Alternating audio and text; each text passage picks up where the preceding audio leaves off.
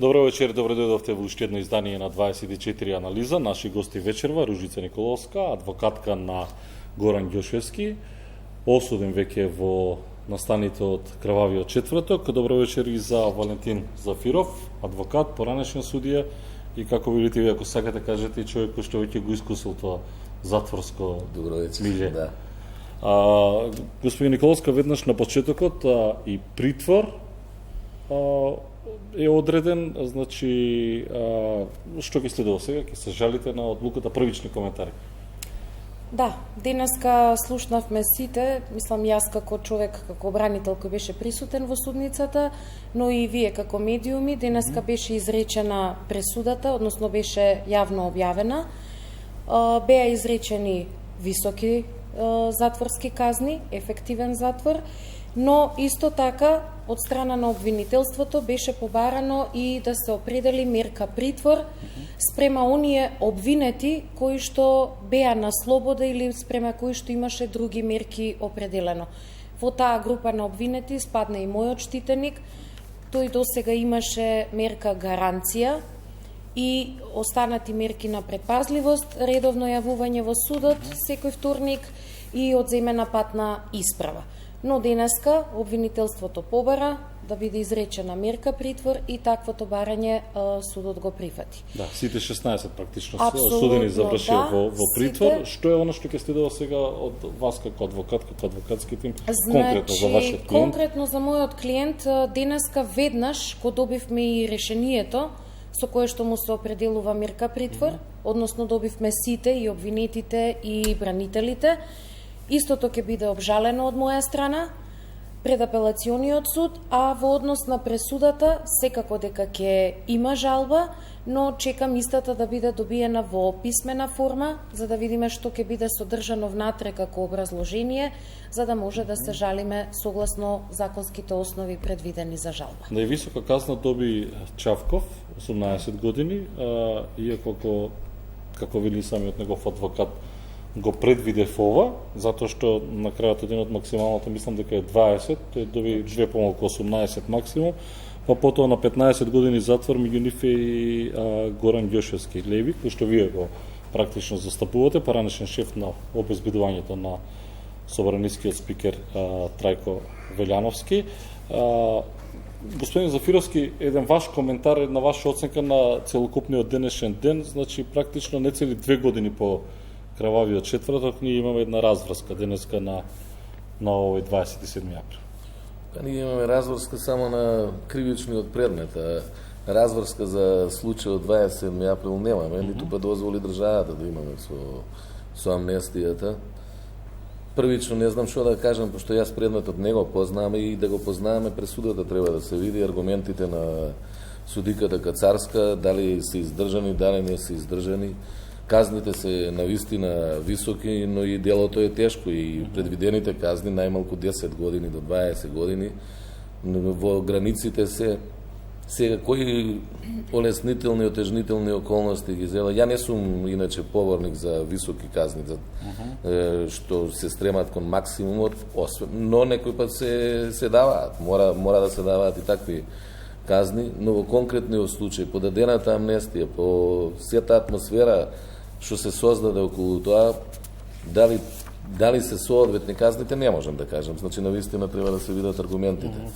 На некој начин заврши тоа со 27 април, барем овој дел сега за организаторите, ако има нешто да видиме понатаму. Ова е поврзано со амнестијата и мој став беше тогаш и во оваа студио реков, ако треба да се даде амнестија на сите да се даде, освен на организаторите.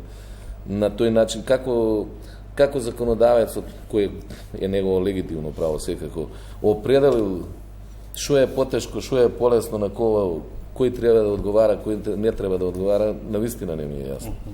Во пресудата судиката Добрила Кацарска, чисто го да ве упатам, го критикуваше однесувањето на полицијата за време на насилниот упат во собранието како срамно. Таа оцени дека упатот бил смислено сценарија, чиј дел биле и високи полициски службеници. За крававиот четврток, како што споменавте вие, првично беа обвинети 33 лица кои се гонеа за делото терористичко загрозување на уставниот поредок, од нив 15 беа амнестирани со закон во собранието, за едно лице се водеше отвоена постапка, денеска ослободителна пресуда доби само перскиот пејач Игор Дурловски, чисто онака ви нафрлам колку... Го слушнав, мислам, видов на медиумите, однесувањето на полицијата, какво било, за тоа се одговараат луѓето. Меѓутоа, ја пак ќе се повратам. Ако системот кај нас функционираше како што требаше, тоа ќе се завршеше месец-два, или да не кажам веднага по 27 април, ќе се притвораа луѓето, ќе се завршеше многу брзо, ќе одговараа сите и немаше да бидат цел на политичко подкусурување. Значи, кога се одолжи, организаторите имаа време да реагираат, да ги припремат, да ги сокријат трагите, да влијаат на останатите обвинети и сведоците, и сето тоа го услужи предметот. Сепак, до ваквата разврска е поради нефункционирање не само на правниот систем зеден како правосудство, него и на органите на прогонот, на полицијата, на обвинителството. Заради нивното неажурно работење се доведовме во една ситуација која не знам колку можеме да се гордееме со ваква пресуда. Како општество, не како суд. Ќе зборуваме подосна околу тоа, не политички, туку воопшто дали е задоволена правдата на некој начин. Претходно, господја Николовска, рековме, притвор, тоа е со образложение да не се дадат на бегство сите осудени веќе практично. Знаете како, многу пати и во вашето студио имам зборувано токму на таа тема уште непосредно на почетокот од овој судски процес. Она што за жал во нашиот систем не сака да се прифати е фактот и она што е утврдено како стандард од страна на Европскиот суд за човекови права, дека мерката притвор треба да се изрекува како исклучок, а не по правило. Значи, зборуваме за најтешката мерка за обезбедување на присуство. Во конкретниот случај, ќе си земам за право да говорам исклучиво во име на мојот штитеник. Значи, Горан Ѓошевски имаше мерка, односно се бранеше од слобода, бидејќи имаше понудено гаранција во висина од 434.000 евра во недвижности, кои што недвижности беа од неговото семејство, од родителите на неговата сопруга, од блиски пријатели и така натаму. Знаете што, одредбата од Законот за кривична постапка, член 152 вели дека гаранцијата ќе се укине во случај да биде донесена осудителна пресуда од моментот кога обвинетиот, односно осудениот, ќе почне со издржување на затворската казна. Јас денеска во онаа судница не слушнав ниту една образложена причина, ниту пак беа понудени докази од страна на обвинителството дека конкретно постојат било какви околности кои укажуваат на тоа дека Горан би се дал во бегство. Во отсуство на конкретни аргументи, а дадени само паушални наводи, нешто е несериозно, лицемерно е. Заради тоа што, мислам, јас сум во тој процес уште од август месец, односно во судница, да не споменам од текот на истрагата. Значи, невозможно е да се определи притвор. Зашто? Затоа што обвинителот само паушално наброил дека може да се дадат во бегство заради висината на изречената казна затвор. Сама по себе како критериум не може да биде доволна за да се смета за основ или опасност од бегство. Тоа мора да биде придружено и со други елементи. Дали постојат конкретни докази дека припремал обвинетиот бегство, било кој од нив, дека превзел некакви действија во таа насока, дека спремал нешто. Вели, заради работите, замислете меѓу аргументите што беа ставени, беше и тоа дека, еве конкретно ќе зборувам за оваа група на обвинети, односно веќе нели осудени, иако неправосилно, кои што беа со гаранции.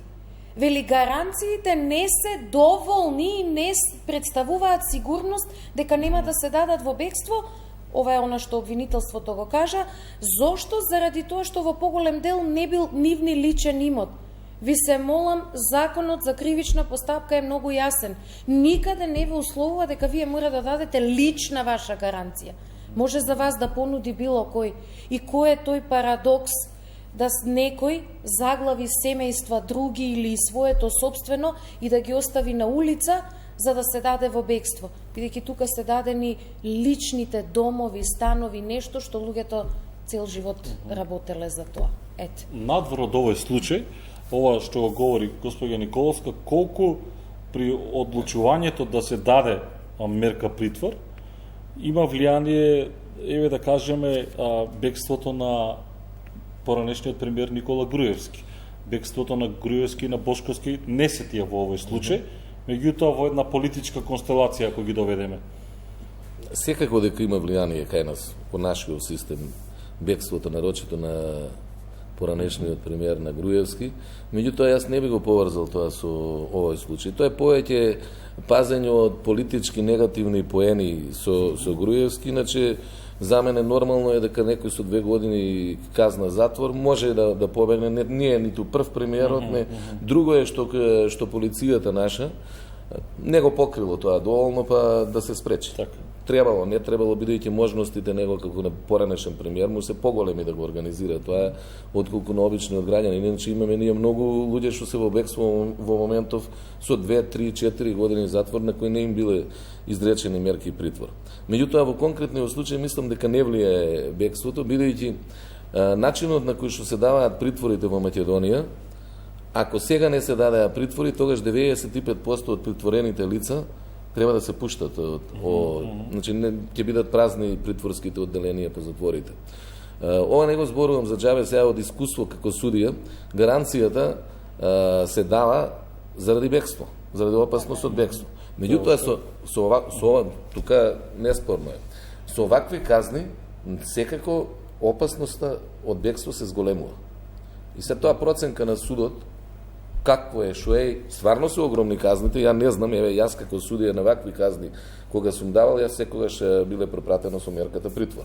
Не знам дали е правилно, а од друга страна сум најголемиот поборник против мерката притвор и токму и заради тоа завршив во тоа затворско милје, оти не сакав притвори да дадам по секоја цена. Меѓутоа на големите казни, 15 години, 18 години казна, веќе кога е гаранција дадено, значи оценил судот еднаш и првостепениот и второстепениот суд дека има опасност од бегство, кога се изрекува казната, таа опасност од бегство природно се зголемува. И не за притворот јас воопшто тука не би критикувал. Мислам дека нема судија. Не, ворете. Јас не викам дека што јас само ќе ве замолам види казната сама по себе. Праксата на Европскиот суд, а впрочем ние како земја нели се стремиме и да бидеме членка на Европската унија, па така треба и да ги почитуваме тие работи. Само заради висината на изречената казна, а во отсуство на конкретни други аргументи, околности или докази, е нонсенс да биде изречена мерка притвор. Бегство констатирана.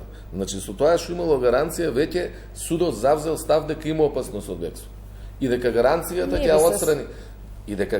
ќе отстрани таа опасност од бегство, мада и тоа не мора да значи.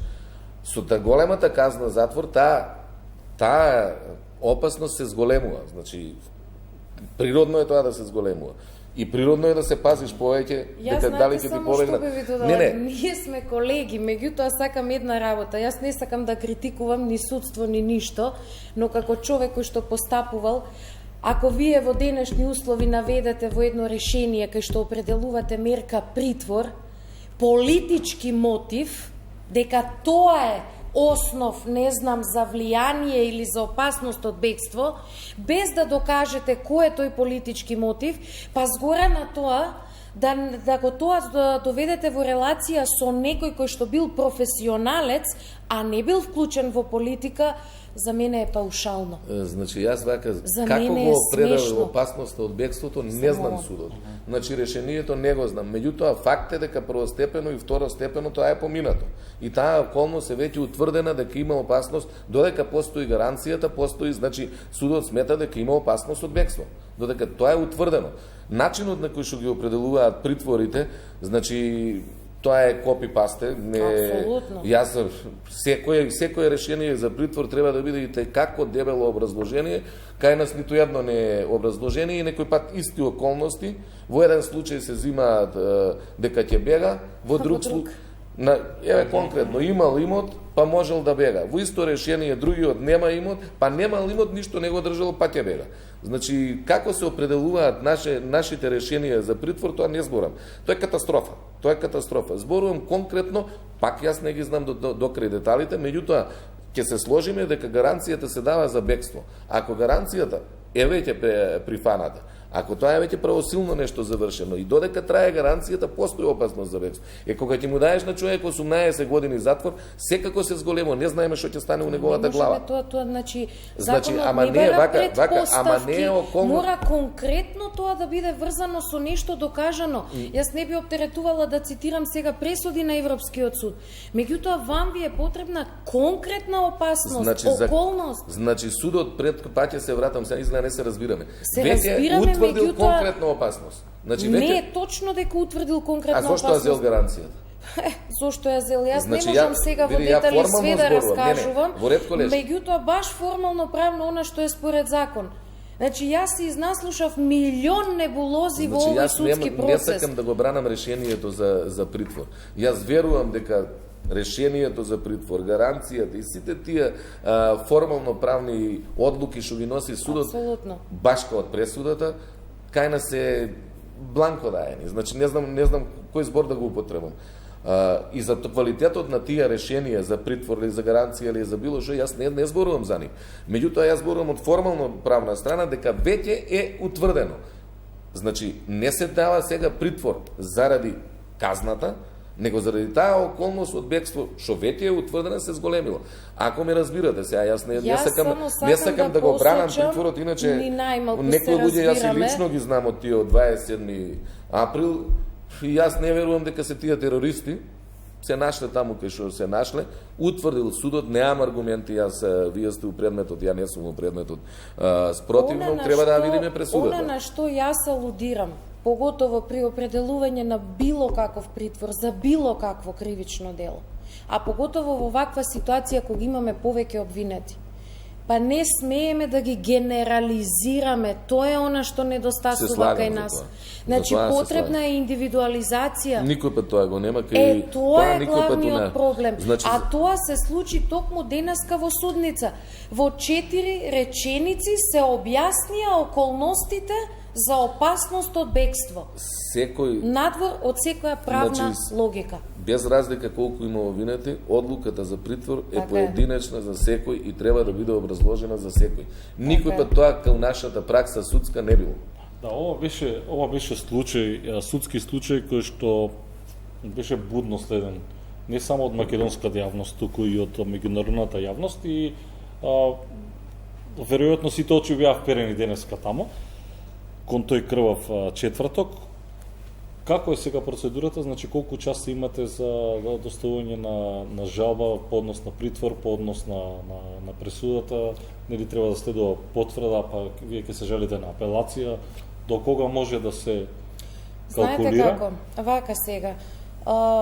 Ке се сложам со вас дека овој процес го следеше бурно не само домашната и меѓународната и светската јавност. И несомнено дека требаше да има разврска, затоа што 27 април како чин е лош. Точно, сакам тоа, многу пати сум го напоминала и ќе го напоменам и сега. Јас не оправдувам и не бранам насилство. И факт е дека треба да се одговара, но не можам да се сложам за конкретната квалификација и конкретното кривично дело. Тоа е оно што за мене е спорно уште од самиот почеток, па се досега до крајот. Но еве, тоа ќе го оставиме за понатамошно. Мислите на ова терористичко загрозување да остави од поредок и безбедноста? Апсолутно ви се молам. Па знаете што денеска во еден момент кога почна судечкиот судија председателот на Советот со образлагање, добивме прво така еден вовед што значи парламентот кој збор потекнува и така натаму. Да, следевте, траеше поприлично долго и замислете во еден дел од целосното тоа излагање кое што впрочем беше опис на действијата на обвинетите, јас слушнав како се вели дека постоеле униформирани полициски службеници кои што биле присутни дента на 27 април во собранието, се шетале по ходниците со овие зборови и пиеле вода и не превземале ништо. Ви се молам, дали тие полициски службеници ги видовме на клупите во судницата? Не. Ако ние зборуваме за потфрлање целосно на полицијата како таква, Бога ми тука требаше да има одговорност многу поголема. Каде е министерот за внатрешни работи во тој период? Каде се останатите раководни лица? Ако веќе зборуваме за такво потфрлање на полицијата, а не само селективно избрани неколкумина и ајде сега нив ке ги судиме и така натаму. А во исто време, што вели колегата, имавме амнестија, кај што некои беа амнестирани директни учесници во насилство, со оружје во собрание и така натаму. Да се навратам на вашето. Решението за притвор го добивме денеска, како што кажав. Имам право на жалба во рок од 3 дена, согласно правната поука дадена во самото решение, која што жалба треба да се достави нели преку основниот суд до апелациониот суд, а за разлика од тоа, на самата пресуда се разбира дека имаме право на жалба, но тоа ќе почне да тече од оној момент кога пресудата ќе ни биде доставена во писмена форма, изработена во писмена форма. Временски колку и како ќе биде потребно нели на судот за да ја изготви таквата пресуда, не можам да се впуштам во тој дел. Сепак се работи за комплексен предмет со повеќе обвинети и така натаму. И ќе има тешка задача судот за да даде навистина аргументирано образложение и утврдена фактичка состојба, но не би ја коментирала одлуката како таква, тоа ќе го оставам за жалбата. Ајде да го повикам прилогот на колешката Христина Беловска за тоа што се случуваше денеска во судот, па се враќаме назад со дебата. Митко Чавков на казна затвор од 18 години. Мирно и без реакции поранешниот шеф на БЈБ Митко Чавков ја слушна пресудата како прво обвинет за крвавиот четврток. Неговата казна е највисока меѓу изречени 16 затвори. Реков дека ќе биде изнад 14 години и погодив во тоа. Сите предвидувања што ги кажав беа потврдени. Се наоѓа во притвор со незаконита одлука за незаконит судски совет, кој што нема право да ја донесе таа одлука, бидејќи во тој момент беше завршена главната расправа. Сите вкупно добија 211 години затвор. Абдул Фета Алими, член на собраниското обезбедување кој му го спаси животот на Зиједин Села, и Александар Василевски Нинџа кој со сведочење ги откри нарачателите, добија под предвидениот минимум за ова дело 7 и 8 години затвор. Се зборуваше за емоции. Наводно, биле поведени од емоции кон татковината. Но за какви емоции станува збор кога има насилство, унесување на собранието? Зарем татковината се сака со тепање на пратеници, новинари и овластени службени лица? Не, тука не може да стане збор за патриотизам. Со патриотски пораки и иронија, обвинетите ја дочека одлуката. Ја молеа и убедуваа судиката Кацарска да не ги праќа уште вечерва во притвор. Кога давам ветување, под никоја цена нема да ги јадам моите зборови и да ги срамам моите 2 синови. Вие не осудивте. Историјата ќе нас ослободи. Еден ден ќе угрее сонцето на слободата. После се што направив за Македонија и за нејзините граѓани, во име на тие исти граѓани сум прогласен за терорист, ме осуди политиката, поточно Зоран Заев. Сега моите 2 деца ќе знаат кој му го затвори нивниот татко. Шефицата на организиран криминал Вилма Русковска беше отсутна на пресудата. Нејзината заменичка побара, а советот на чело со Кацарска ги прати сите 16 мина од судница за дрешетки. Сметам дека со оглед дека од 17 обвинети, за 16 беше донесена осудителна пресуда. Сметам дека во тој поглед како обвинител правдата е задоволена. Најпогодени од одлуките беа семејствата на обвинетите кои повеќе од 4 часа во судница во солзи го следеа последното рочиште од овој процес. Нека не изјавува Кацарска дека било организирано. Ако било организирано, немало да се слуши во 18:50. Ке се случило пред да се пее химната. Неправда, невин човек. Еднаш беше човек кој го спасил човекот, а сега да се казнува 7 години затвор, тоа е неправда. Само еден денеска го напушти судот со насмевка и овации од пријателите. Оперскиот пејач Игор Дурловски беше ослободен од обвинение.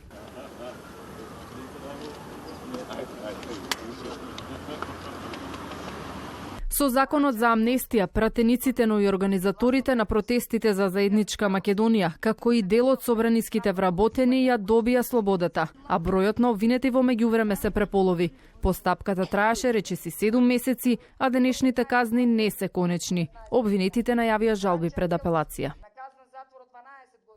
Да, господине Зафиров, задоволена е правдата, ова е еден специфичен случај, судско-политички, како сакате толкувајте го, со оглед на тоа што предизвика бура од реакции. Тој немил настан, тој крвав четврток. И сега има еден дел од јавноста кој што вели да, оние хардкор максимум требаше, има и други кои што велат предавници, почекате, ќе видите, ќе ве стигне вас, ќе изгрее, што ја знам, ново сонце повторно на слободата. И сега правиме баланс на еден специфичен, на еден политичко-судски случај, ако можем така да го наречем. Значи, горчлив вкус има дека делењето на правдата. Не знам како може да биде задоволена правдата, ако со амнестија директно, значи не специфична амнестија, директно во судски процес што трае се замешува политиката. Сега, целта како професионалец, нели, кој во правосудство што работи, целта што сакал политички да постигне оној што даа амнестијата, колку е таа битна за држава, небитна за државата, тоа ќе се каже, нели, на следните избори граѓаните ќе си го кажат. Нели, поборник сум јас за ЕУ и НАТО, меѓутоа дали на овој начин, со таков вид на амнестија, дали не требаше да се почека одлуката да се донесе барем првостепена, значи во тек на постапка на неутврдена фактичка состојба, само врз основа на обвинението, значи обвинителот што мисли, амнестираме луѓе. А од друга страна, другите ги оставаме. Така да, по мое, дека правдата е задоволена никако. Не викам дека не требало да бидат осудени за овој случај. Дали само овие и многу поеќе од овие. Знаете како гледат другите. Например, имате другата страна на сликата, да кажеме. Не да е Божјо да се случеше, што ја знам, Села или Заев, дали имаше разноразни информации да... Вака. Токму тоа сакам да кажам, дека треба да има одговорност за тој настан. Начинот на кој што дововме до разрешница не ми се свиѓа. Нема врска со прави. Политичките моменти да со амнестијата малку се интересни, како тоа некој. Па ајде, вие кажете, има ли што дава наредба, друг што ја отвара вратата? Како може оној што ја отвара вратата, тој сигурно е претходно информиран дека треба такво нешто да направи за да влезат толпата, може да од овие што несомнено тепале, ајде да речеме, или не знам што правеле, колку е неговата вина? Може да он не бил со намера, па да ви кажам, гледај го и карактерот некој па и појма нема што е уставен поредок.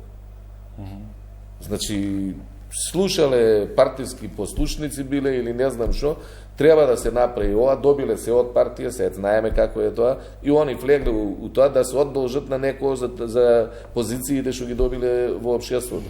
Не се ни свесни, може да не биле ни свесни, дека го рушат уставниот поредок. А од друга страна, пратениците мора да се свесни за тоа, па пратеник. И сега ние нив ги амнестираме одговорноста. Одговорноста на еден пратеник за такво кривично дело и на еден обичен човек, па е многу поголема. Значи, со самото тоа, свеста негова треба да е поразвиена, Предпоставувам сега какви пратеници се имаме, не мора да значи дека сум управо. Меѓутоа предпоставка е дека се со поголема свест, ако нас не завеале 10.000 луѓе да гласаме за еден пратеник, по колку требаше по 8-9.000 за едно место, значи бил успешен да не излаже, ако не е друго. Значи има свест кај него. И ако пратеникот тоа го прави, за Митко Чавков, ако е навистина, значи он е дел од режимот мене што ме судеше и јас треба да имам антагонизам према него. Ама антагонизмот не смеам да го мешам у професионалноста. Значи исто и Митко Чавков, ако навистина е крив, навистина неговата вина е поголема, затоа што он бил обврзан да го спречи. Добро, ама може ли да се фрли дамка на овој дел од процесот? Стално ќе има дамка. Значи и по 20 години. Па како таа фактичка состојба ќе издвоиш дел од фактичка состојба? Ако се делувало заедничко, сега ги делиш овие прсти од остануваат овие празнини остануваат. Значи фактичката состојба, првичното обвинение делувале сите заедно. Значи делувале 33 или колку беа, сите заедно. И сега наеднаш ги вадиш не по природен пат низ доказите кој што направил, па утврдуваш вистинска фактичка состојба, него нив ги вадиш, насила ги вадиш од таа фактичка состојба. И се нормално ќе има таа празнина. Не викам дека како пресуда нема да издржи. Значи, можно е да издржи, тоа веќе зависи од вичноста на судијата, како ја водел постапката, мада денеска и зависи многу од обвинителот, какво обвинение поставува, колку ќе му олесни или ќе му отежни на судијата. Она може од правен аспект да обстои, но секогаш при промена на, јас ви гарантирам дека при промена, евентуална промена на политичка гарнитура, стално ќе се навраќаме на овој случај. Дали ќе биде тоа во вид на амнестија, дали ќе биде безвезе, пошто нашето судство се уште е подлежно на политиката, дали ќе биде во вид на некој вореден правен лек, па ќе се враќаат назад, затоа што со ваквото постапување во овој предмет се остави простор за сето тоа. Па тогаш се остава простор и за одмазда на некој начин, ако е вака. Значи, така, затоа што имавме некои такви пораки од луѓето кои што беа осудени денес. Тоа е знак на револта. Знаете како сега првично погодени се, не знаете вие сега, јас знам, сум слушал пресуда за мене со долги години казна. Да, мислам не е тешко секој да го издржи тоа свесно. И во еден момент кога ќе ја чујат пресудата таква од 15-18 години, луѓето 80% се несвесни, иако ја очекуваат. Значи, не верувам дека е тоа у таква ситуација која ќе го каже, дека на вистина имаат поголеми проблеми они. Што ќе видат по затворите наши? Јас би се надоврзала со една работа овдека, пошто следејќи го прилогот и токму сега што и вие искоментиравте, па би прашала која правда е задоволена? Да, тоа сакам да прашам. Роднините се гневни, обвинителството или правдата е задоволена? Еве, јас јавно прашувам која правда е задоволена денеска со овој процес и со изрекувањето на оваа пресуда. Се задоволи правдата на цела наша држава со осудување на само 17 луѓе? Мислам, е надвор од логика. Надвор од логика е. Второ, оној дел што сакав уште нешто, еве во делот и на казните, јас денеска, да, непосредно после судењето, бидејќи буквално, еве, така сум и облечена, од судница дојдов навака до 18:30 бевме. Да, поприлично заглавивте. Да, до 18:30. Извини, не можам да стојам веќе. Точно, бевме во судница и во тој дел, во делот на казните. Мислам, немаме на вистина, немаме некој баланс. Јас знаете зашто се залагам? Мојот сон уште од најмлади години бил адвокатура. И тоа го работам со една таква желба и страст, да кажам. Ако ја имаме вагата, да ја имаме еднаква за сите. Значи, не за некого вага, за некого не вага. Значи, тоа е она што јас го кажувам и се бурам цело време.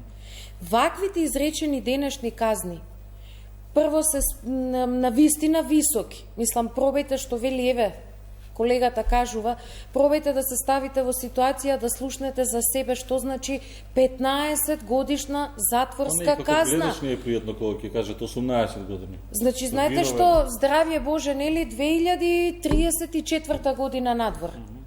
Ако одиме по таа логика.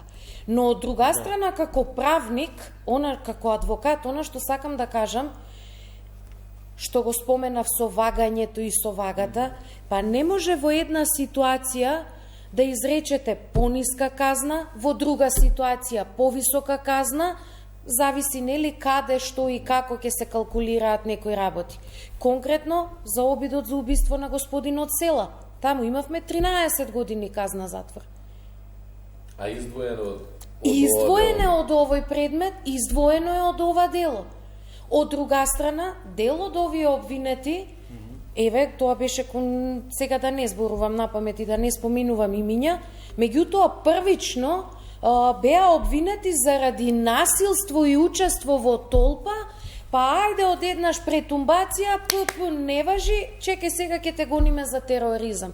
Мислам, несериозно е. И со ова ја задоволивме правдата. Правдата ќе се задоволи кога секој оној кој што сторил нешто ќе одговара, но ќе одговара за стореното.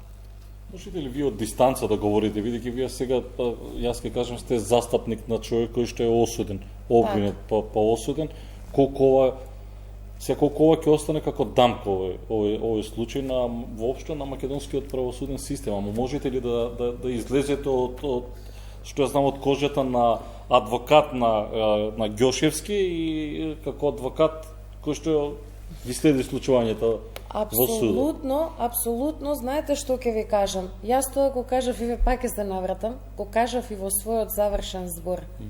Овој процес ќе остане запаметен во историјата и исто така ќе го изучуваат генерации и генерации идни на студенти на правните факултети во нашата држава. А времето ќе покаже дали ќе биде добар или лош пример. Каде е конкретно проблемот? Прашање и до двајцата. Што немаше обвинителството доволно докази колку што слушавме ние како лаици дома кога седиме и гледаме сега телевизиски пренос и гледаме дека има фатено се исто има телефонски разговори, телефонски разговори кои што беа читани, така помни. Пробајте да разберете дека согласно новиот концепт на Законот за кривична постапка, макар што тоа било од секогаш, обвинителството ви е цела машинерија.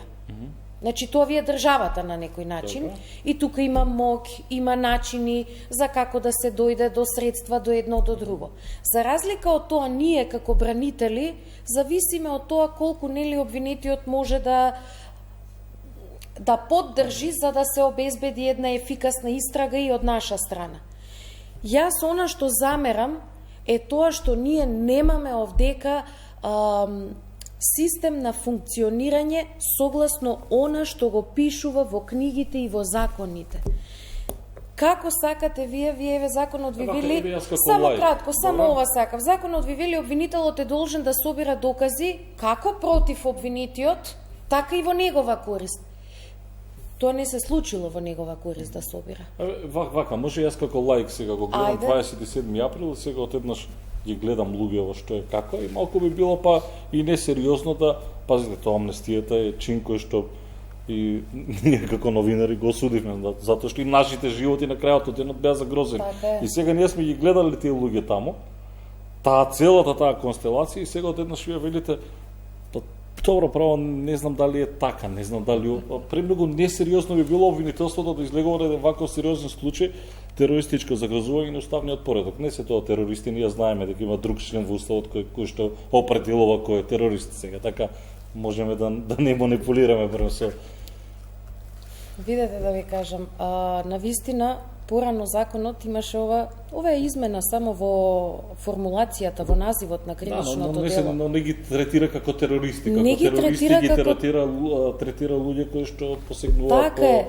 Меѓутоа, ако се завлезе малку подлабоко, ако вам ви се вклучени државните институции во тероризам или во терористичко загрозување на уставен поредок, тоа бар една бога ми подлабока анализа. Вие како гледач, како ви изгледаше 27 април? Јас кажувам и секогаш сум го рекла. Јас тоа што го видов навистина ме исплаши, бидејќи јас тој 27 април бев дома и ги гледав медиумите, ги следев сите вести. Неспорно е. Ме сваќате што говорам јас цело време. Оној кој што направил нешто, нека одговара за тоа што го направил. Но да вие ги врзете тука во една група, сите, првично, она што и колегата го кажа на почетокот. На почетокот идевме, дејствувале заедно, па после известно време, чекајте, раздвоивме 4 групи, па немаме организатори, па имаме организатори. Па учество во толпа, па не учество, па амнестија, па политичка одлука. Мислам, тоа е едно шаренило што ја загрозува правната сигурност. Значи, нефункционирањето на правниот систем, разрушеното, руинирано судство низ години наназад. Значи, ја нема да се сложам со колешката дека ова ќе се изучува како добро и лошо, како некој посебен пример. Па ние имаме 100 примери такви од претходно. Значи 100 примери имаме ние на вакви уште полоши монтирани процеси. Да, но значи, ова е прв за ваков тип на терористичко загрозување во поновата историја. Од да се смени власта ни е прв предмет, кај што некој не имаме нешто политика мешање у судство. Претходно имаме најмалку 30 предмета кај што се монтирани, што ќе треба да се изучуваат, ама ако сите се изучуваат наша историја, само од такви предмети треба да се изучуваат, ако ми дозволите. Само кратко, бидејќи ме споменавте, не зборував за монтирани предмети, туку зборував за предмет кој што ќе се изучува. Баш заради тоа што по оваков вид на кривично дело е навистина еден од ретките во нашата историја. Добро, да се довршам. Интересен би било магистерски или докторски труд на тема. Дефинитивно. Значи, сета ситуација што ја имаме денеска со пресуда е поради нефункционирање на правниот систем. Дефинитивно тоа. Ти тоа да го гледаме цела Македонија на телевизија и да нема кој да реагира, да ги прибере тие луѓе у притвор веднага. Значи, веднага да ги лиши од слобода, па обвинителството да... До 20, јас некако и сега ќе одбивам да прифатам дека ова е некој политичко однос, како што... Ја не реков дека е политичко однос, напротив, ова е политичко помилување до сега на поеѓето луѓе. Значи, каде се организаторите? Ако имаме ние вакви казни, вака да ви кажам, за вакво дело, ја не викам дека треба да се дадат мали казни, ако се докаже. Ама треба да бидат одмерени за секој посебно.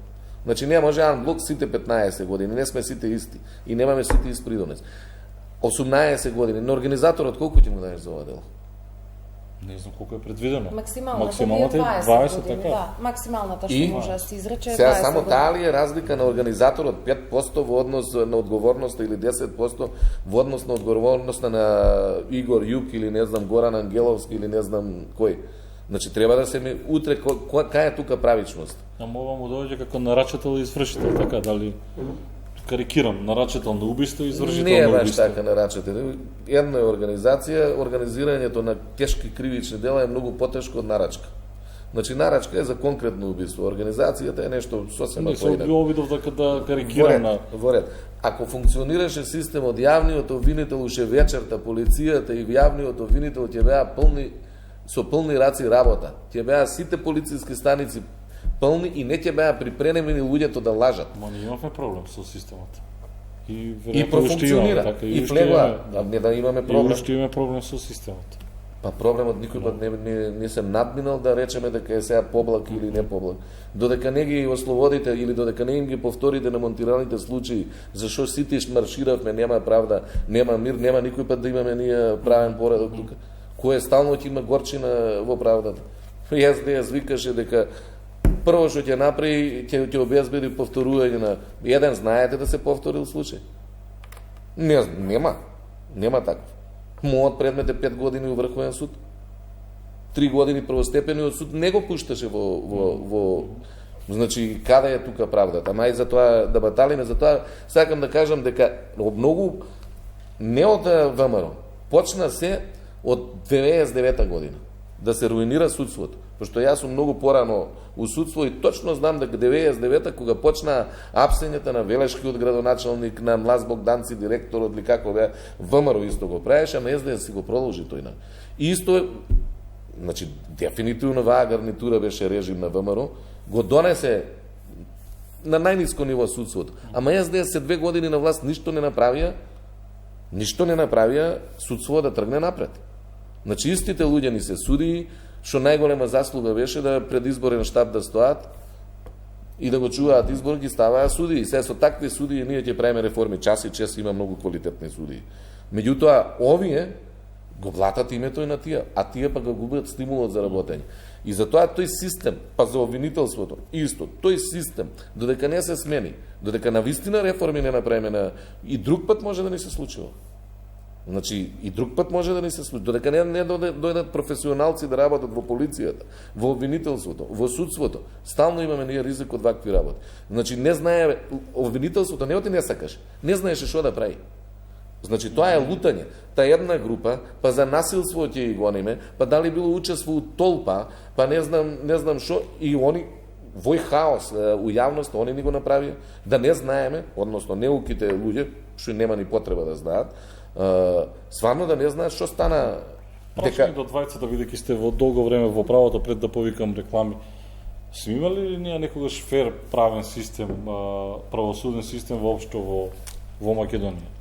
Каде што нема да гледаме луѓе кои што велат, аха, овие ги амнестираат, овие замарули, лежи во затворен, некои такви чудни судски одлуки, што ја знам предметот на Зафировски заглавен. Сме имали ли ние некогаш систем каде што сите ќе кажеме да, ова е правдата на вистина е задоволна? Знаете како, на темава би рекла нешто, да, може би во оние предмети кои што со сета почитнели, кои што се неважни, под наводници.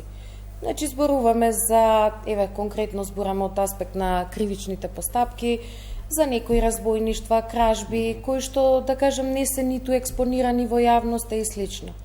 Меѓутоа, она што јас сакам да го кажам, пошто со прашање, впрочем, и ме поттикнавте, ние ќе обезбедиме фер измеѓу останатото кога ќе добиеме овдека една ситуација да имаме еднаква положба во судството, односно во судската сала, во судницата, како на обвинителството, така и на адвокатите. Значи, тука имаме сега, зошто го велам ова? Јас знаете што, и едната и другата страна се странки во постапката. И еве сега јавно ќе кажам, јас денеска во судница се почувствував не баре како на некоја инквизиција да сум. Знаете зошто? На нас, адвокатите, ни беа одземени мобилните телефони и не смеевме да ги внесеме во судница. Дури и парфемот ми беше одземен, не знам зошто. Ви се молам, ние сме уставна категорија, што вршиме јавни овластувања. Тоа ли е еднаквост? Ме сваќате што е поентата? За да дојдеме до една таква ситуација на задоволување на работите, прво треба да ги избалансираме положбите и на едната и на другата страна во постапката. Не можете ние да очекуваме ефикасност кога во ситуација што конкретно тоа се имаше случајно и со мојот штитеник. Да вас пред време ве осудат и пред време да ви кажат, а што сакаш ти да си ја лежиш казната дома? Мислам... Кој има најмногу политиката, има влијание врз овој ваков третман. Ние и претходно сме били навикнати на политичари, на високи државни функционери, како Јанкуловска, кој што цртеше па јажина, па одредуваше ова е дело толку години затвор, ова толку директорот, толку што ја знам. Кој кумува на целата ваква состојба? Знаете како, не можам на вистина да зборувам од таков некој аспект за политичко влијание или кој каде влијаел. Јас она што сакам да го кажам е сакам да се почитува законот. Изборувам исклучиво во кривичната материја, зборувам за новиот, што веќе не е така нов, закон за кривична постапка. Затоа што се потрошија грбни средства и пари за обуки, за тоа како да се имплементира. И ако сме во ситуација да дозволуваме да некој некому влијае, мислам дека не правиме ништо, туку се уназадуваме. А зошто се запрашувате ако сме во ситуација? Не сме ли во ситуација? Па знаете што, еве ќе ве прашам вака, сте биле судија. Да. Ви гарантирали некој за вашата безбедност? Не сум се осеќал загрозен. Никој пат, прв сум дал доживотна казна затвор, никој пат не сум се... Добро, јавно не би ни признале, меѓутоа сакам да кажам. Од еден поинаков аспект, може би дел од овие суди на вистина сакаат поинак. Мене ме штитела полиција кога не сум барал. Јас за тоа не можам да речам во едни други времења. Ама значи сте имале некоја заштита, така? Да, во едни други. Тоа е веќе нешто поинако. Тоа лично чувство, ја мислев дека нема потреба од тоа, од има една работа. Судијата што правилно суди, Никој пат не се плаши да ви кажам, освен ако има мафија, општество со мафија како италијанската или у Америка 30-тите години. Значи никој пат не се плаши. Секој обвинет, значи ја бев у затвор со луѓе со 15 години затвор што сум ги судел, со нив бев лежев, со нив шетачно. Никој пат не ми пререкол ништо. Сите знаат што се виновни, ако имаат поштено судење, неа наоѓаат вината кај судијата. Значи, они, секој обвинет, точно е, секој обвинет е свесен што направи. Значи, и секој прав криминалец, ризикот му е затвор, брза заработувачка, голем ризик. И они се свесни за тоа. Тоа и како судија го знаев, и од другата страна го видов, дека никој пат никој не ми замерил. Можда сега има секакви луѓе. За условна осуда некој може да ме колни или па сум ослободил па оштетената странка ме колне. Тоа се веќе мислам исклучоци. Значи, ако функционира судијата како што треба, да, на секој му треба од организиран криминал заштита, тоа неспорно е, ама не сум имал лично чувство. Чувството на несигурност доаѓаше од политичките елити на власт, стално. Значи, од 96, од 99-та, стално ја ќе правам разлика, до 99-та судството одеше напред, сакаше државата да направи. До 99-та. До 99-та. Точно ви кажувам, до градоначалникот на Велес додека го притворија, и тогаш имаше низа, кога флегуваа со црните вреќи, у Силекс, како беше кај Дзинго, до тој момент, до тие случувања, и ништо впатем не испадно од тоа, после нели се договорија, до тој момент судството се трудеше преку тогашниот судски совет да направи напред. Од тогаш назад како е тргнато, ден денеска само овие реформи што се прават по моја шминка, мада има некои, стварно има некои охрабрувања кај судиите, и веќе нема директна закана дека нешто ќе им се случи, како што беше од прошлата власт. Значи, од мене се бараше притвор да држам човек во притвор, ја не го давав во притвор, и тргна работа. Си останав на своето, значи имаше директно барање од лица на власт од судиите. Сега не верувам дека тоа го има, може да има договарање од судиите, малку се изгубени, дел од судиите што беа, во смисол сега наеднаш немаат газда. Значи пред тоа имаа газда, 11 години се навикнуваш на газда, не зборувам пак ја за сите. За тие ударните што кршеа законот и што ни го направија рушве судството. За тие зборувам. Тие најаднаш, а не ги отстранивме. А не ги отстранивме, нити да го потврдам. Не ги отстранивме од судството. Сепак мислам дека се најповикани токму судиите на таа тема да кажат, не би кои судии ќе се призна? Не би зборувала во нивно име. Представникот на Сдружение на судии го прифана дека Сдруженијето на судии тогашниот извештај на Прибе го прифана дека е реален. А тоа беше најкатастрофалниот, дека судството не чини, дека... Значи, кога они си признаваат вака, притиснати од Прибе, значи си признаваат, а ништо не признаваат, не презимаат да се расчистат. Можда 10% треба, можда 5% треба, можда само одделението за организиран криминал тогашен да се отстрани, да им дое свеста. Ама нешто треба да се направи у тоа судство. Иначе водност на правичноста, не, видите, обично луѓето се плашат да зборуваат на оваа тема. Може правичноста да ја зачуваш по рекламите. Тоа беше прашање. Ја зачуваме, не видејќи јас имам малку и за тие тефтерчиња, не само на претходната гарнитура и на таа предходна гарнитура. Тефтерчиња имало во судството, не знам дали се уште има. Целта на луѓето е нормално да ги нема тефтерчињата. Реформата во судството ќе биде една од клучните и на патот кон Европската унија реклами, па се враќаме назад. Добре дојдовте назад со 24 анализа. Наши гости Ружица Николовска, адвокатка на Горан Ѓошевски Леви, осуден во случајот за 27 април, и Валентин Зафиров, поранешен судија, адвокат. Застанавме кај правичноста за која што јас ве прекинав. Околу тоа имаме ли правично? Да, право раздавање, тоа е да кажеме, нашата земја. Значи, точно што рече колешката, многу малк број случаи се под директна влијание на политиката. И јас би поделил тоа на три дела, кај што само политиката има интерес, тоа се многу малку предмети, кај што само стопанството има предмети, и дел предмети се кај што измешано политика заради стопанство, значи заради економски интерес некои. Ама такви не се 2%. А за другото, верувам дека има поеќе правично судење, меѓутоа и тука има една работа кај кој судија ќе ти се падне да те суди. Значи, во однос на вистина, ние сме приморани нашите одбрани или застапувања да ги адаптираме на судиите. Јас, например, поеѓето кривичари ги знам веќе кој шо, како и како го применува новиот закон. Оти со еден добар кривичар, судија прејќи му викаме, што прават ова судија, секој различно. Он вика, најубав е сега, сите си го толкуваме како сакаме и се ни мине. Значи, ако паднеш кај добар судија, ќе добиеш право раздавање. Ако паднеш кај судија што чека од обвинителот, тогаш... Што е тоа добар судија, лош судија, имаш, како се вели, докази, ги слушаш обвинител и валјда треба само да процениш, така?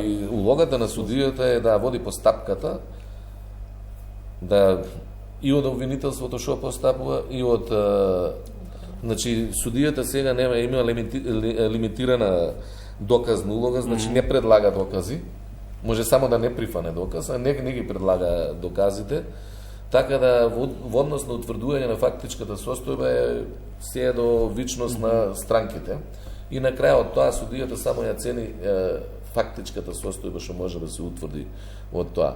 И сега тоа е стварно еден голем мисловен процес. Не е туку така лесно. Сум бил судија, има предмети кај што колку и да знаеш, значи толку се мачни што може да погрешиш, па ќе си премаеш уште еднаш по жалба ако ти го укинат. Значи има такви предмети и тоа не е нешто ниту неспособност, ниту никој не е безгрешен. Меѓутоа тоа што не е кај нас да се судиите треба да бидат добри и многу добри. А кај нас има лоши, добри и многу добри. Ето тука е проблемот.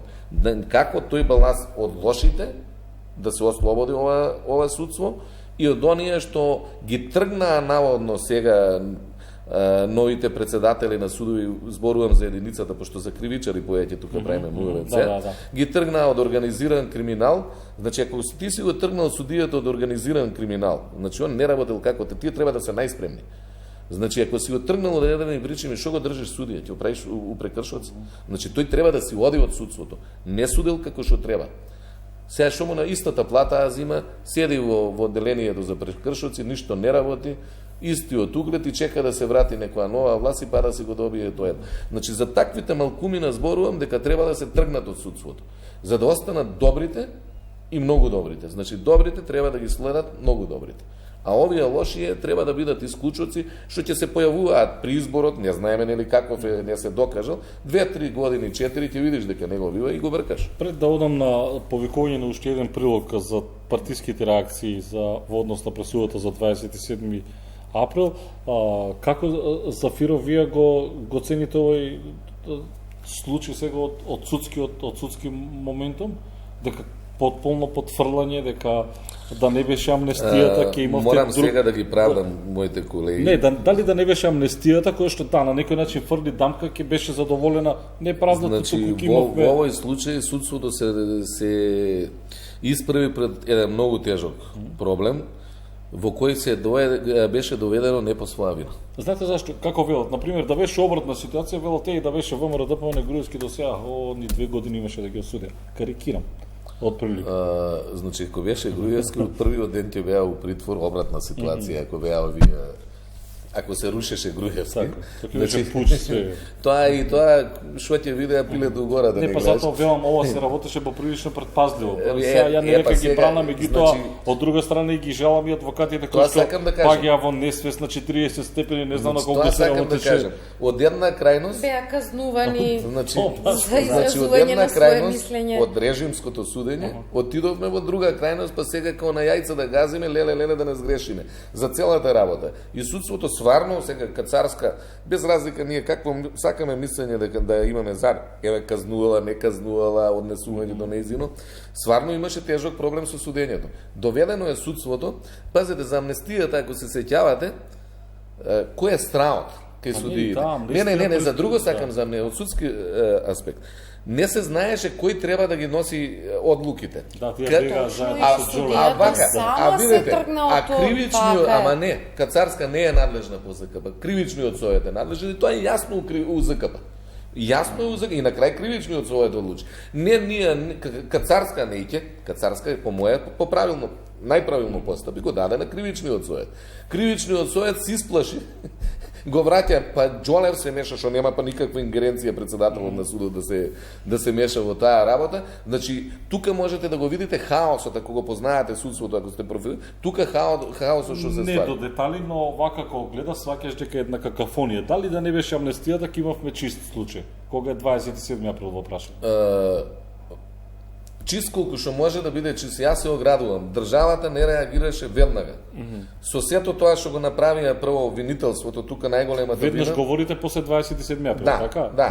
После тоа што го правеа 3 групи, 4 групи, вие од таму насилство, учество во толпата можело да биде, се појавија разни стручњаци по телевизии, сето тоа што се направи, го оптерети предметот без амнестијата, го оптерети предметот бидејќи им даде можност на сите тие што учествуваа, највеќе организаторите, да си ги спремат луѓето, да не признават оти дел од тие луѓе што биле ќе си признаеле ако виделе што е. Значи не сакаат по 15 години да одат. Значи не, им даде можност да се спремат и се исправи судот сега да го решава проблемот. При такво обвинителство со такви докази. Тргна првично со учество во толпа, со луѓе во кои што влегува во собрание, па кои осудија, кои ослободија, кои се покајува, кои се за учество во толпа сите што влегува треба да одговарат. Значи сите треба. Добро, тие што беа на снимките кои што мала се беа, ама не се 30 души. Значи сите што влегува внатре. Учество толка и поттикнувањето и сето тоа таму, сето тоа учество толка. Сите требаше да одговараат. Значи, какафонијата што ја направи обвинителството, полицијата и обвинителството, судот тешко го разрешува. Значи, сега јас не сакам да често го критикувам судов, ама во овој случај судот е најмалку виновен. Па она што и го направија на Кацарска со амнестијата, па наједнаш фактичка состојба се менја, треба не да утврдуваш. Да, тоа беше поприличен удар врз. Како не на еден ваков тежок предмет, викаме адвокатите паѓале. А она па сега да сум бил судија, па јас знам како е, па не зе како е, колку работа, труд. Веројатно со ноќи нема спиено за овој предмет. Ако правилно си го работи предметот, мислам, ако совесно го работи предметот, тука нема, ноќи не се спијат. Мислам, месеци што не се спијат. Затоа тука нема вина на судството, ама апсолутно никаква вина досега. Ако одлуката е донесена врз основа на доказ. Ајде да ги видиме политичките реакции денеска низ прилогот на колешката Адријана Лазова и се враќаме со завршен коментар. Политички пресуди со кои се погреба правдата во државата. ВМРО-ДПМН со обвинувања до Зоран Заев дека судот и обвинителството работат по негова нарачка. Акцент ставија на 18 годишната казна за екс-директорот на БЈБ Митко Чавков. Вела дека драконски затворски казни очекувале во пресред на априлските избори. Политички пресуди од вкупно 211 години затвор се вика погребување на правото. Се потврди нашето тврдење дека казните ќе бидат драконски, не затоа што се праведни, туку спротивното, затоа што во овој случај се суди според политички мотиви, а не правни факти. Јасно е дека драконските казни се резултат на политички процес во пресред на изборите. Тоа е последица на нервозата и паниката кај Заев. Од партијата на Заев вела дека одговорност мора да понесат сите оние кои го нарачале, организирале и извршиле упадот во собрание. Вела дека Мицкоски застанува во одбрана на насилството наместо да го осуди. Само ВМРО-ДПМН и Мицкоски оправдуваат насилство. Заврши времето кога се нарачува и монтираа случај, кога се вршеше политички прогон и кога се диктира и пишуваа пресуди надвор од судовите, најчесто во Белиот дворец. Лидерот на Алијанса за албанците Зијадин Села пак жали што во оние кои добија затворски казни се најде и Абдулфета Алими, кој што на 27 април застана пред него да го брани. Села се лути на власта бидејќи Алими се товари за делото тероризам и одлуките на судот смета дека се бесмислени и одраз на нов режим. Ти си символ за политички монтиран процес, символ на политизирана правда со двојни стандарди. Символот на минатиот режим не е Фета, туку Али и Никола, а денешната казна е показател на сегашниот режим на Али и Зоран. Жал ми е Фета, подобро да не ги отворев очите отколку да сведочам на оваа срамота. Крвавиот четврток изминативе речиси 2 години постојано ги подгреваше политичките тензии. Не само поради обемноста на процесот, туку и поради контроверзноста која беше проследена со собраниската амнестија за дел од учесниците. Ово се тие партиски реакции по денешното судење за 27 април. На почетокот кажавме што сега вие, господи Николовска, ќе правите, односно ќе чекате 3 дена колку е рокот за жалба и сега од една дистанција, кој се уште тазе вие колку заглавивте денеска поприлично бајаги во судот, јас го барав и Дуковски и само ми прати порука, не можам да стојам некаде го 7 часот и 19:30. Значи, реков еден специфичен случај за апропо ово што го зборувавме со господинот Зафиров, дали да не беше амнестија, така имавме чист случај кој што вака малку се помешани работи. Лично сметам дека и да не беше амнестијата, со овие обвинети и оние кои што беа претходно со амнестијата, не мислам дека ќе имавме 100% чист. Добро, според вас обвинителството не собра доволно докази за да го докаже ова обвинение терористичко загрозување на уставниот поредок и безбедноста? Знаете како, ова кривично дело, битието негово е малку поинакво и се вели дека оној кој што ќе предизвика насилство или општо опасно дејствие ќе превземе и така натаму, ќе создаде, не знам, пожар и така натаму, и на тој начин ќе создаде чувство на страф и несигурност кај граѓаните. Сега, при едно такво кривично дело, кај што имате чинење во битието, значи тоа дело се сторува со чинење, вие нешто треба да учините, активност да превземете.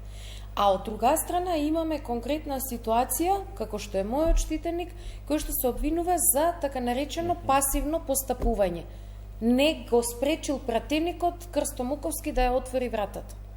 Не превзел тоа. Сега да не навлегувам да објаснувам, тоа се сепак аргументи за понатаму за во жалбата. Со вашиот клиент има некое, што ја знам, свесност, дека бил изигран, дека бил изманипулиран, сега не знам дали може да говорите од овој аспект. Па не би можела баш така, но... покајување на... Не знам како да го дефинирам, затоа што ова е во секој случај крвавиот четврток е негативен настан, без разлика кој како сака нека го толкува. Се согласувам 100%. Сега тие веќе работите со спласнати, гледале што како се случува. Сакам само на крајот ова да го кажам. Судот не е врзан за квалификацијата. Значи судот може и сам да направи преквалификација на крајот. Јас тврдам дека има плејада од други кривични дела кои што можеби можеа да најдат примена овде. Па и самиот мој клиент во својот завршен збор го кажа истото. Ако сум сгрешил, ќе одговарам, но да одговарам за она што е сгрешено. А не да ви се стави на товар тек така, мислам, не знам како да се објасни за и јавноста да може да свати. Навистина е многу сериозно ова дело. Сам ставате вие на некому јас сега како лаик гледам, затоа прашам дали има чувство дело... на покајување, ја како лаик гледам сега. Значи таму имаше полицајци кои што воопшто не мрда. Таму беше дозволен животот, ајде на новинари, ајде на политичари, без разлика на која политичка провиненција. На секого тоа е забрането, не смее да биде таква ситуација. Да се отвори таа врата, затоа прашам дали има чувство некој на... Апсолутно, значи, пазете, се работи за една друга ситуација, мислам, тој настан не бил баш настан убав или од убаво сеќавање за мојот клиент. Јас тука тоа е напоменато, тој се изведе како докази во постапката и токму и мојот штитеник беше повреден во тој немил настан, врз кого што интервенираше екипата на брза помош вечерта на 27 април. Мислам, ме сваќате кој е тој сега, кој што би бил, не знам, во било каква активност, да прави, да организира нешто, а при тоа самиот да биде повреден. Така. Значи, тука нема дилема околу тоа, но предизвиците ќе останат, па вие имате тешка задача. Апсолутно, да. Како се вели тоа да браните нешто, ке населот нешто што многу тешко е забранење или фатени на дело. Борбата останува, имаме институции. Кратко само, гледате светло на крајот од тунелот кога е во прашање судството, имаме само една минута време. Сега гледам, се надевам. Се надевам. А вие сте паталец и не сте каталец. Не, видите, тоа што сум паталец, ете и јас се надевам на институциите. Се надевам, прво го давав тоа во времето на режим отварањето за воредно, да ми го одбијат да одам у Страсбур, ама заглави па се смени власт, па сега имам надеж дека нешто стварно ќе биде професионално изработено у тој предмет. Гледајте, има некои размрдување у судството Има некое оттргнување кај судиите, кај оние добри и многу добри, се чувствува дека сакаат да судат, далеку е тоа од идеалното, додека извештајот од Стейт департмент малку го прошириме, кај што викаат 4-5 души влијаеле на местење на судии, а тие што се местени судии и тие се истите у таа игра, значи кога ќе расчистиме со тие, многу малку треба, верујте ми. Треба волја кај гарнитурата и треба човек што знае да ги спроведе тие реформи. Ништо, тоа е стварно многу малку. Ако не ни верувам, бега, се надевам и сакам. Ако не ни бега веројатно Албанија, таму има специфичен случај кога во прашање судството сите судии завршија надвор, па сега се со не знам колку. Море сретни сме Европа што се отвори, па се бегаат луѓето, иначе како што нема леп за јадење ќе зедаа мотки. Но ќе има многу работа кога се во прашање реформите во правосудството, особено што Македонија влегува во НАТО, а треба да добие и датум за почеток на преговорите со Европската унија. Ви благодарам што бевте дел од 24 анализа, особено вам бидејќи цел ден се измачивте во суд. Вам почитувани, ви благодарам што не гледавте.